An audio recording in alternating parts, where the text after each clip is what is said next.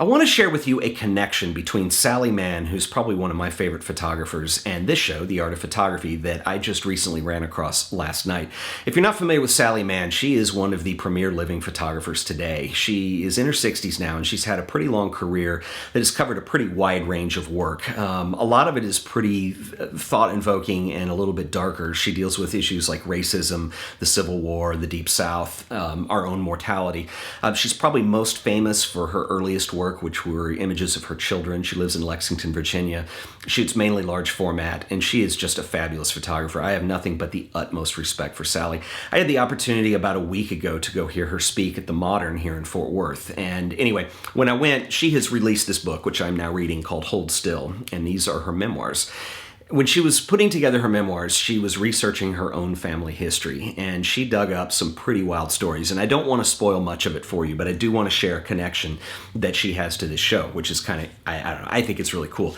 So I knew that her maiden name was Munger, and I knew that she had some kind of connection to Dallas, where I was born and raised, but I didn't really know what that was. And in the book, there's a chapter on this, and she's talking about her great-grandfather, who was Robert S. Munger. Now, Robert Munger was in the cotton business, and he was an entrepreneur.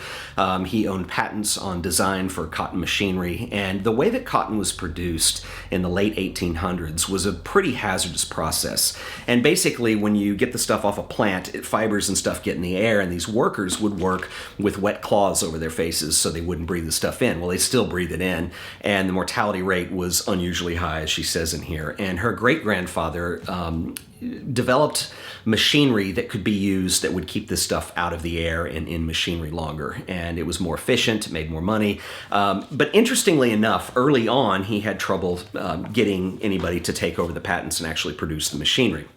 And there's a page in here, and I want to read you just a little of this.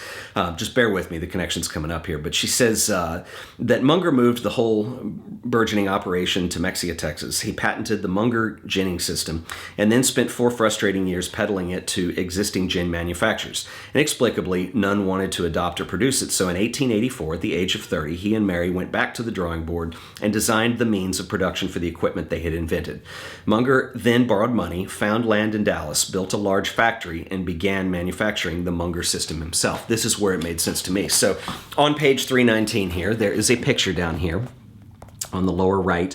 This is the building that I lived in for 10 years, and I filmed pretty much every episode of The Art of Photography in until probably about 6 weeks ago.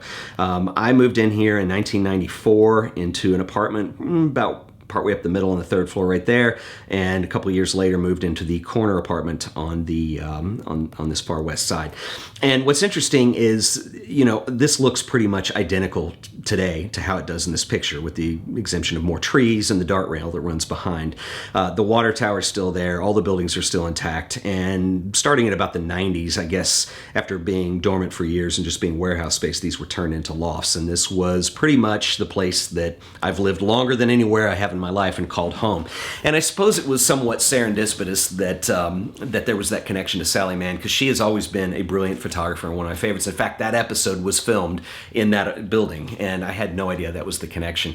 So anyway, I just wanted to recommend that. And guys, if you're into Sally Mann, you owe it to yourself to read this book. It is absolutely fantastic. It's full of images, family stories, and it's a wonderful insight into Sally and her life. And the thing that probably is the most impressive to me is that she is one heck of a writer. And I am just so impressed by her on this. And I wish I had known this little nugget of information a week ago when I saw her read a chapter out of this in front of the audience at the Modern. I didn't have an opportunity to meet her. I wish I did. It turns out they did the book signing before the lecture, and I should have looked that up online. I didn't. I just assumed it would be after, and I was hoping to meet her then, and got there too late. So anyway, I would love to track down Sally one day and shake hands and tell her what an inspiration she's been to me. But anyway, that's Hold Still by Sally Mann, and that is a really weird connection to The Art of Photography. But anyway, most of you who follow the show and have for a long time know the significance of that building and what it means to me. And so I thought that was really cool.